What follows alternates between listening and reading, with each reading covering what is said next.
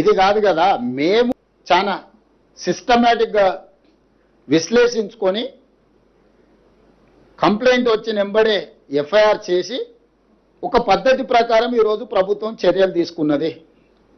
మా చర్యల్ని ప్రజలు కానీ కోర్టు కానీ ఎవరు తప్పుపట్టలే. కేటీఆర్ జడ్జిగా, ఆర్ఎస్ ప్రవీణ్ కుమార్ ఐఓగా ఈయన విచారణ చేసిండు, ఆయన శిక్ష విధించేసిండు. అసలు ఏం సిగ్గు కూడా పడారంటే అసలు ఇంత సిగ్గు తప్పిపోయిన వీళ్ళనంటే నాకు అర్థమే అవుతలేదు. ఇప్పుడు ప్రభుత్వానికి పోలీసులకు చట్టాలు ఉన్నాయి. ఫోక్సో కేసులా ఫిర్యాదు రాగానే ఎఫ్ఐఆర్ చేయాలా? 0 మీద ఎఫ్ఐఆర్ చేసినావు. ఎఫ్ఐఆర్ చేసిన తర్వాత పేరెంట్ స్టేట్మెంట్ చేసినావు. 24 అవర్స్లో అమ్మాయి స్టేట్మెంట్ రికార్డ్ చేయాలి.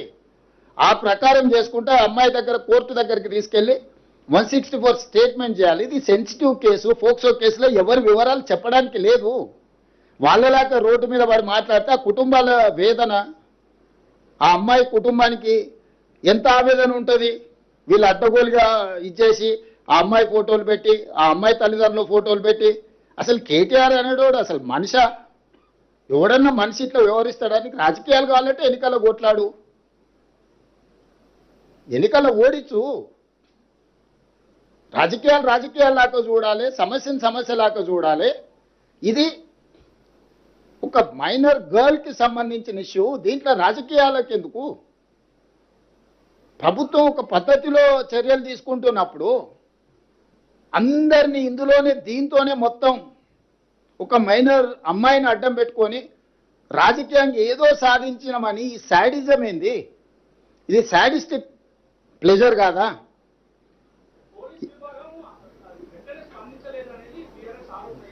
నేను అదేనా చెప్పేది, వాళ్ళ గురించి ఇప్పటి దగ్గర చెప్పింది. శాడిస్ట్ అని నేను చెప్తుంటే మళ్ళీ నువ్వు ఇంకా కొత్తది అడుగుతావేంది?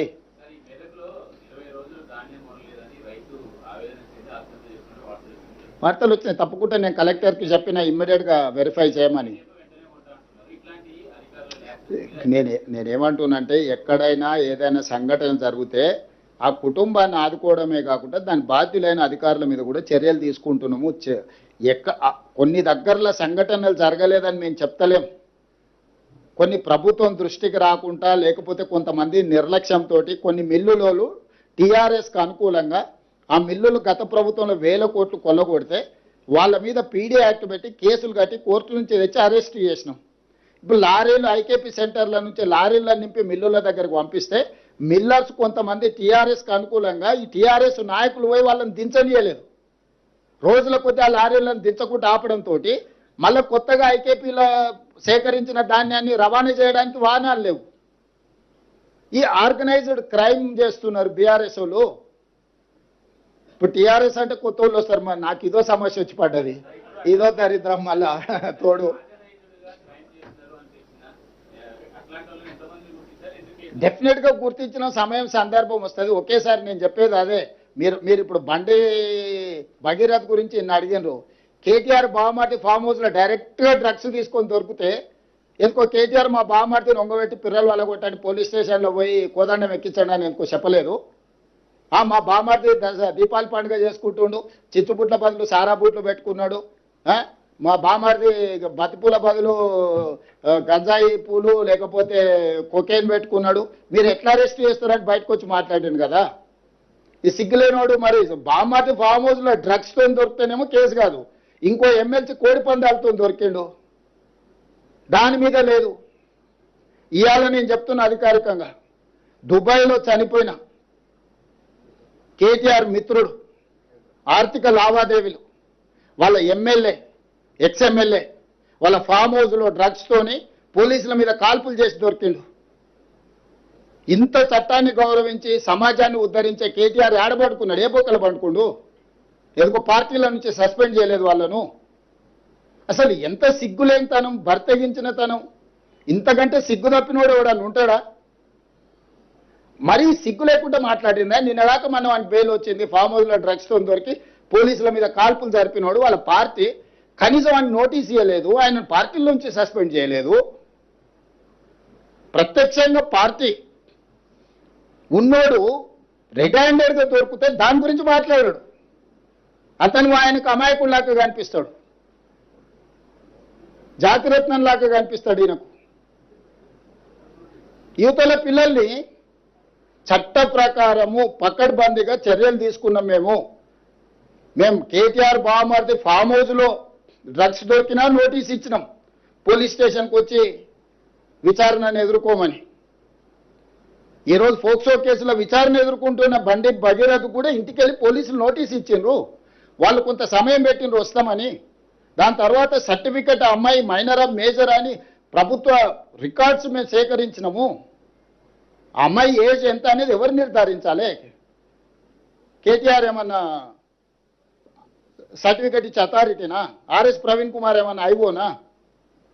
ఐఓలు వెళ్ళి స్కూల్లో అమ్మాయి బర్త్ సర్టిఫికేట్ తీసుకొని 10th క్లాస్ సర్టిఫికేట్ తీసుకొని అమ్మాయి హాస్పిటల్స్లో బర్త్ సర్టిఫికేట్ తీసుకొని ఆధార్ కార్డు తీసుకొని ఆ అమ్మాయి మైనర్ అని నిర్ధారించుకొని ఇమ్మీడియట్గా ప్రభుత్వం యాక్షన్లకు దిగింది. కోర్టు కూడా మమ్మల్ని తప్పు పట్టలేదే.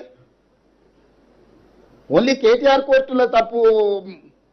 నాదే ఫామ్ హౌస్ మేము మీటింగ్లు పెట్టుకున్నాను ఒకటి చెప్తాడు, నాకు సంబంధం లేదని ఇంకోటి చెప్తాడు, అనుమతి లేకుండా కట్టుకుంటే ఏమైందని వాడు అంటాడు.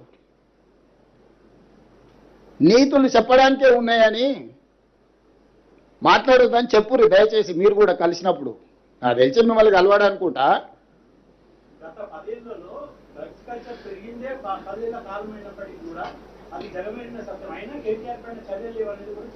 బస్ ఏదైనా చట్టం ప్రకారం చేయాల్సిందే. చట్టంలో ఉన్న లొసుగులను వాళ్ళని వాడుకుంటారు. కన్జ్యూమ్ చేసిన వాడు దొరికితే కూడా అతని బాధితుడి కింద చూడమని చట్టంలో ఉంది. స్టేషన్ బెయిల్ ఉంది.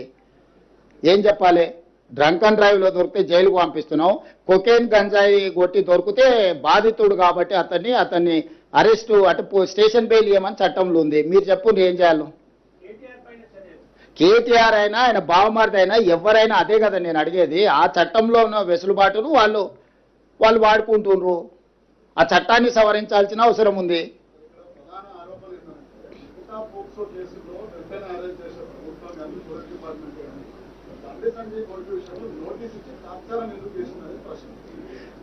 మీరు అడిగిన ప్రశ్న కేటీఆర్ అడిగినట్టుగానే ఉంది. ఏ కేసులైనా కూడా పోలీస్కి ఒక ప్రొసీజర్ ఉంది. ఇమ్మీడియట్గా కంప్లైంట్ వచ్చిన ఎంబడే ఎఫ్ఐఆర్ చేయాలి. ఎఫ్ఐఆర్ చేసిన తర్వాత 24 గంటలల్లా ఆ అమ్మాయి స్టేట్మెంట్ రికార్డ్ చేయాలి. గార్డియన్ ఎవరైతే ఉన్నారో Guardian has to take care of that girl. అక్కడ అంతకంటే ముందే ఒక కేసు ఉంది.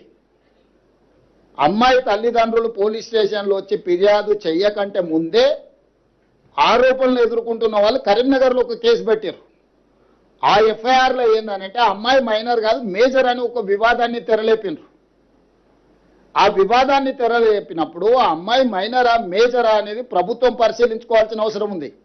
ఆ సమయంలో ప్రధానమంత్రి పర్యటన ఉన్నప్పుడు మీరు అన్నట్టే ఆ ఇంటి మీదకి 1000 మంది పోలీసులను పంపితే ప్రధానమంత్రి పర్యటనతో మా పార్టీ ఆకాశం అంతా ఎత్తెగిరింది, తెలంగాణలో మొత్తం గెలిచిపోతుంది, దీని మీద కక్ష సాధింపు చర్యల కింద పోలీసులను పంపించిందని ఆయన రెడీగా కూర్చున్నాడు.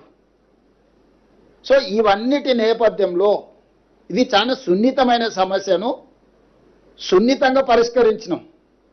ఎక్కడైనా సెక్షన్స్లలో ఏమైనా లోపం ఉందా, లేకపోతే అరెస్టులో లోపం ఉందా, రిమాండ్లో లోపం ఉందా, కోర్టులో మా వాదనలో ఏమైనా లోపం ఉందా, ఎక్కడ లోపం ఉంది చెప్పండి.